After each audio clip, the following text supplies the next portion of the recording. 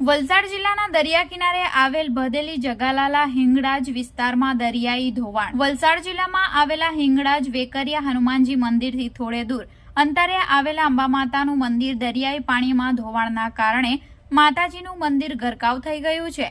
તેમજ કાંઠા વિસ્તારમાં સ્થાનિક રહેવાસીઓના ઘરોમાં પણ પાણી ભરાયા છે.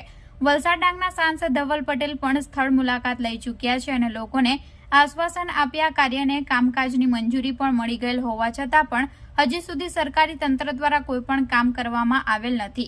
આશરે 60 લાખથી વધુની રકમ સરકારી તંત્ર દ્વારા આ દરિયાઈ ધોવાણને વોલ બનાવવા માટે મંજૂર કરેલ છે, પરંતુ હાલે દરિયા કિનારે રેતી ભરેલી પ્લાસ્ટિકની બેગો ગોઠવવામાં આવી છે. ત્યારે વધારે પડતો વરસાદ વરસે છે અને દરિયાઈ પાણી રહેણાંક વિસ્તારોમાં ઘરોમાં આવી જાય છે, જેના લીધે સ્થાનિક રહેવાસીઓને ભારે હાલાકીનો સામનો કરવો પડે છે. વલસાડ જિલ્લાના ભદેલી જગાલાલા હિંગળાજમાં અંબા માતાજીનું મંદિર તો દરિયાઈ ધોવાણમાં ગરકાવ થઈ ગયું છે, પરંતુ કાંઠા વિસ્તારમાં રહેતા લોકોના ઘરોમાં પણ પાણી ભરાઈ જવાથી સ્થાનિક લોકોની તંત્ર સામે નમ્ર વિનંતી અને માંગો કરવામાં આવી છે કે જલ્દીથી જલ્દી દરિયાઈ પાણી આવતું અટકાવે અને પ્રોટેક્શન વોલ બનાવે તેવી માંગ ઉઠી રહી છે.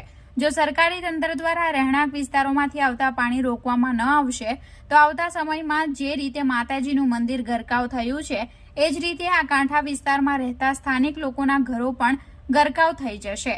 તંત્ર દ્વારા તાત્કાલિક ધોરણે આ ધોવાણનું નિરાકરણ લાવે તેવી લોકોની માંગ ઉઠી રહી છે. મારું નામ નારાયણભાઈ રત્નાભાઈ ટંડેલ, શ્રી વેકરિયા હનુમાનજી મંદિરના પ્રમુખ છું.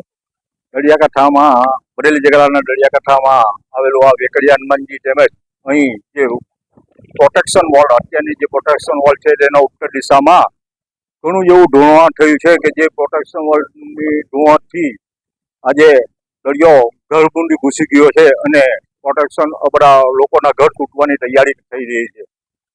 વારંવાર સરકારશ્રીને નિવેદન અને અરજીઓ આપીએ છીએ, પણ આગળ કંઈ થતું નહીં. 2021માં અમને પાસ કરી આપવા માટે થયેલું હતું, ત્યારે પણ કર્યું હોત તો આજે આટલું બધું ધોવાણ ન થયું હોત.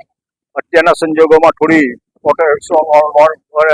ધોવાણ અટકાવવા માટે જે પંચાયત તરફથી કે સરકારશ્રી તરફથી કોથળીઓની રેતીની કોથળી ભળી રહે છે, પણ તે થોડા દિવસ પૂરતું ચાલશે.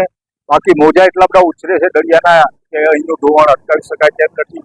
એટલે સરકારશ્રીને ખાસ વિનંતી કે અહીંનું જે છે, વચ્ચે 1 વર્ષ પહેલા પણ ધારાસભ્ય સાંસદ શ્રી ધવલ પટેલ પણ અહીં જાત નિરીક્ષણ કરી રહ્યા હતા.